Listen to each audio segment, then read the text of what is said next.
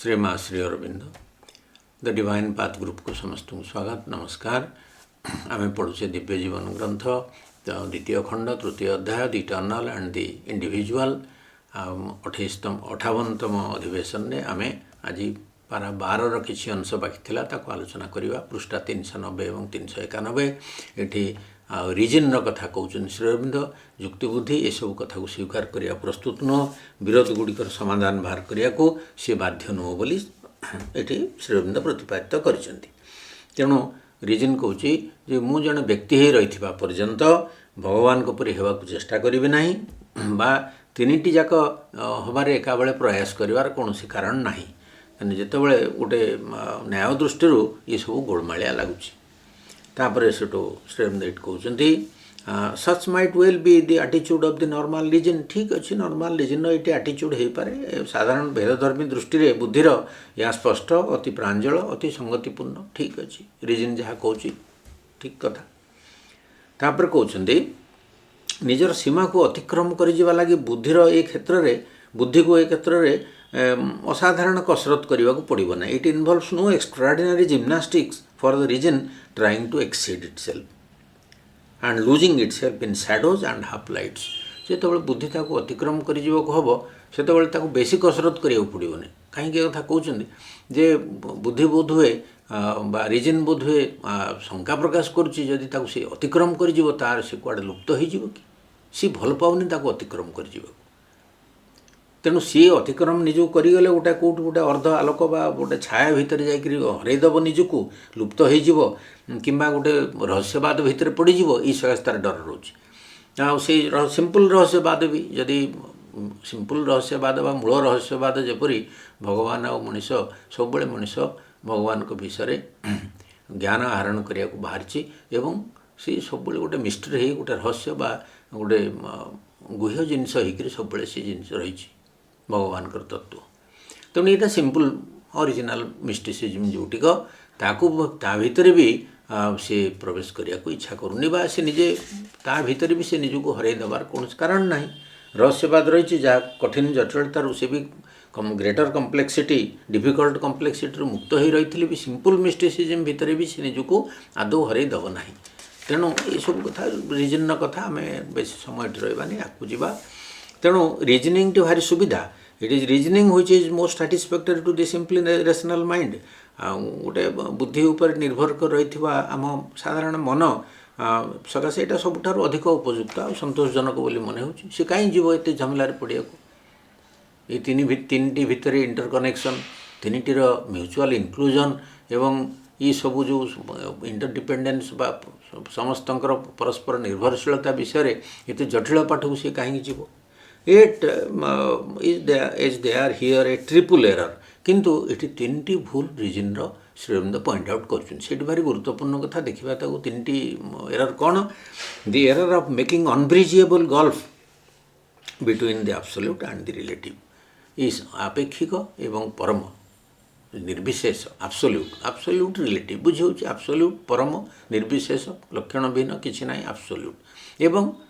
ये जो रिलेटिव आम जगत यहाँ आपेक्षिक जगत तो आ भितर एमती गोटे गैप सृष्टि कराई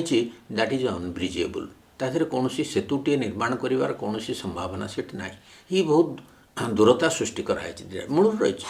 सन्यासी मैंने कर से कथा बहुत दूरता सृष्टि कर उभय भितर तेणु ये दी जनकर मिसवा बड़ कष्ट तापर यहाँ गोटे भूल हो रही तापर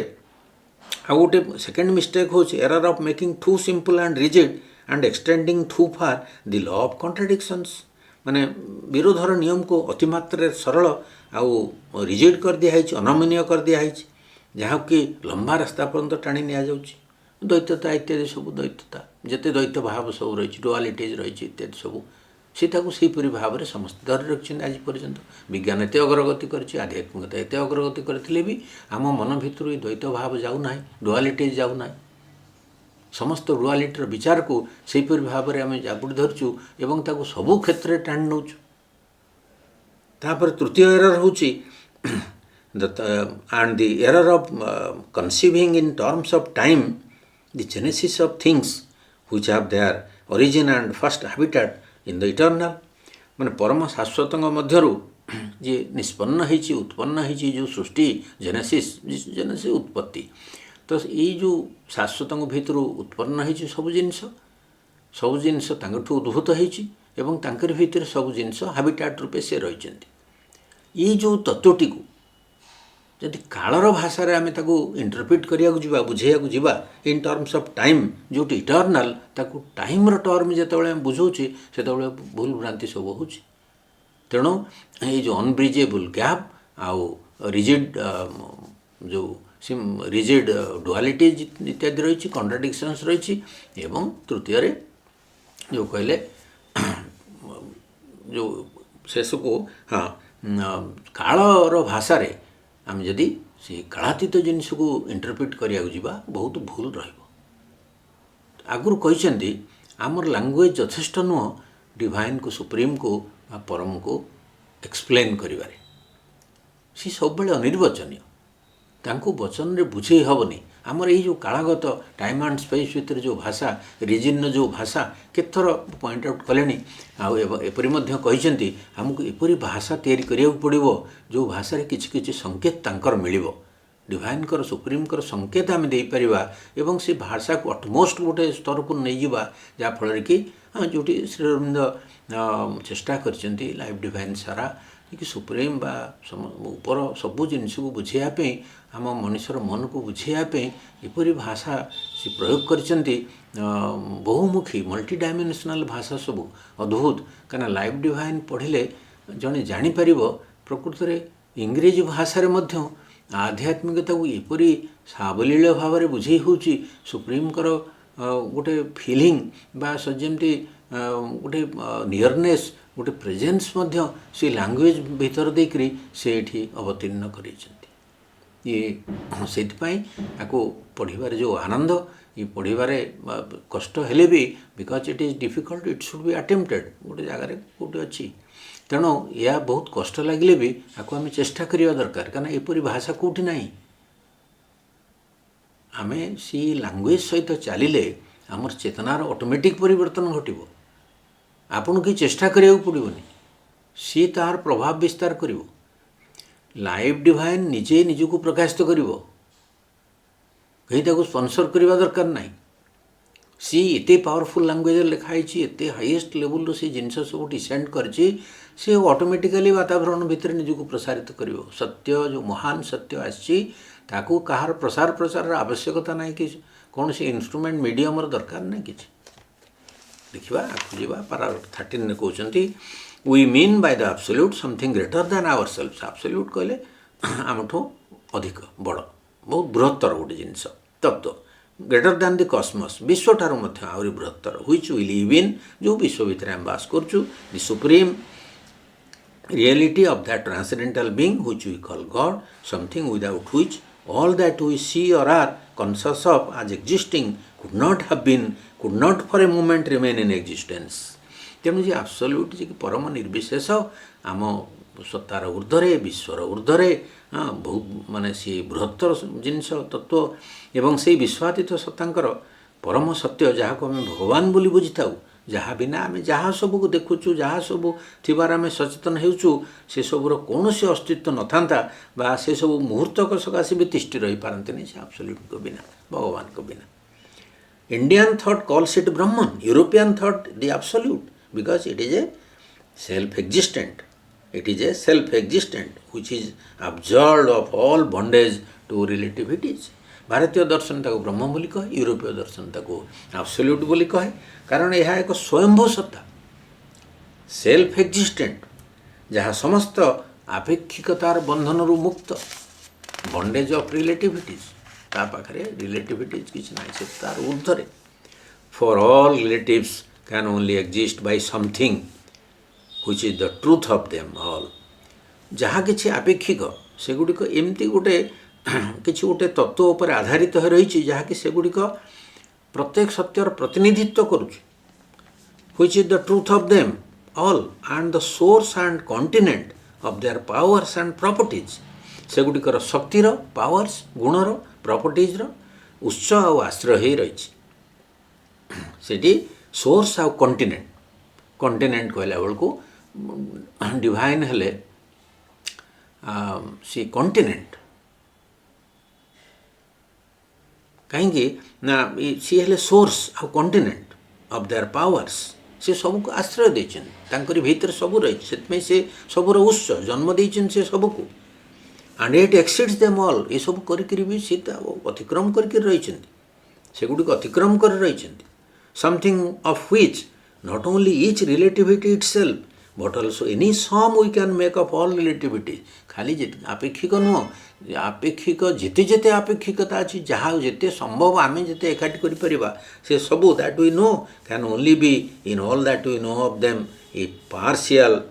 इनफीरियर और प्रैक्टिकल एक्सप्रेशन से सब केवल गोटे मात्र अंश को प्रकाश करुच्ची अथवा तार केवल एक निम्न स्तरीय बा गोटे प्रैक्टिकल एक्सप्रेशन बा व्यवहारिक एक अभिव्यक्ति को से प्रकाश करुच्ची तेणु जिते रिलेटिव अच्छी कहबार तात्पर्य होची ये सबू रिलेटिव को मिसई देले भी तांको प्रकाश करी हबनी तांकर किछि अंश बा व्यवहारिक दृष्टि गोटे अभिव्यक्ति बोली आमको जानिया पड़ो तेणु all relatives can only exist by something which is the truth of them ये जो बाय समथिंग कहते श्रीमंत से समथिंग को गोटे जगार बढ़िया कर बुझे ये the essays divine and human रे सेठी पेज 182 रे सुंदर वाक्यटे रही दिस यूनिवर्सल एक्जिस्टेंस ए विश्वगत अस्तित्व for all its multitude of objects and its diversity of faces जमती कहले रिलेटिव्स ये सब रिलेटिविटी जगत आपेक्षिकतार जगत तेणु जेते जेते रूप रही जेते जेते फेसेस रही ऑब्जेक्ट्स रही जेते जेते फेसेस रही इज वन इन सब्सटेंस ये सबू उपादान रे एक एवं इन ओरिजिन एंड ओरिजिन उत्पत्ति स्थल तांकर एक सब्सटेंस रे ओरिजिन ने से जिते जहाँ आम देखु रिलेटिव वर्ल्ड कथा से कौन स्पष्ट करी कहूँ all it multitude of objects and diversity of faces जिते प्रकार ऑब्जेक्ट और फेसेस रही सत्ता मान रही रूप रही सबू तार one in substance and origin गोटे तांकर उत्पत्ति स्थल गोटे उपादान गोटे and there is an unknown quantity x और ब्रह्मन ये जो समथिंग कहले से अननोन क्वांटिटी एक्स बा ब्रह्मन या बुझा को भारी सहज ए एक्सप्रेशन टी to which it can be reduced for from that it started and in end by that it still exist सबू को आम ब्रह्मन पाखे आनी पहुँचे दी पार जिते जहाँ आम कहवा कहीं ना से तार भितरे आ तारी द्वारा यह वर्तमान सुधा तिष्ठि रही एड by the it still exist तेणु सी जो सम एक्स जा कहते quantity x an unknown quantity x और ब्रह्मन रे सबू परिणत हो सबू शेषकू से अननोन क्वांटिटी एक्स बा ब्रह्म रे आसी पहुँचब जिते कथा आम कहवा तेणु से एग्जिस्ट बाय समथिंग बोली कहते sir that unknown X that is Brahman बुझिया को सहज हो बोली कथा कहते तापर कहते केवल गोटे मात्र अंश को जिते रिलेटिविटी अच्छी टोटाल रो गोटे मात्र अंश को से प्रकाश करिबो we see by reason that such an absolute must exist we become by spiritual experience aware of its existence but even when we are most aware of it we cannot describe it because our language and thought can deal with the relative the absolute is for us in the ineffable तेणु से कथा भाषार कथा कहते बुद्धि द्वारा आम देखू जे एक परम तत्व अवश्य रही there is an absolute such an absolute must exist किंतु आध्यात्मिक अभिज्ञता द्वारा आम तार अस्तित्व संपर्क में किछ परिचय लाभ करूँ we are aware of its existence ठीक अच्छे दुईटी कथा कहले but even when we are most aware of it आम जिते भी से विषय संबित संपन्न हेले बा सज्ञान हेले we cannot describe it because our language and thought आमर जो भाषा रही जो चिंता रही आम ताको वर्णना करें केवल सेगुड़िक सब केवल आपेक्षिक सत्य को वर्णना कर शिखिंट यही जगतर सत्य आपेक्षिक सत्य कौन यही जगतर सत्य ये जगतटा है आपेक्षिकता जगत रिलेटिव वर्ल्ड तेणु आमर भाषा आमर चिंता ये रिलेटिव वर्ल्ड भितर सीमित होकर रही आम जहाँ वर्णना करूँ रिलेटिव वर्ल्ड कथा बढ़िया कर वर्णना करूँ तांको वर्णना करें तेणु परम निर्विशेष आम लगी अनिर्वचनीय हो रही इनएफेबल आम भाषा रे तांको प्रकाश करें ना ये गोटे आर्गुमेंट देखिए श्रीअरविंद कहते जे आमे तांको कौन भाषा जिते बुझे जीवु से आंशिक होकर रहिबो मात्र पूर्ण मात्रा आम बुझे पारू ना। सो बंधुगण समस्त नमस्कार, धन्यवाद।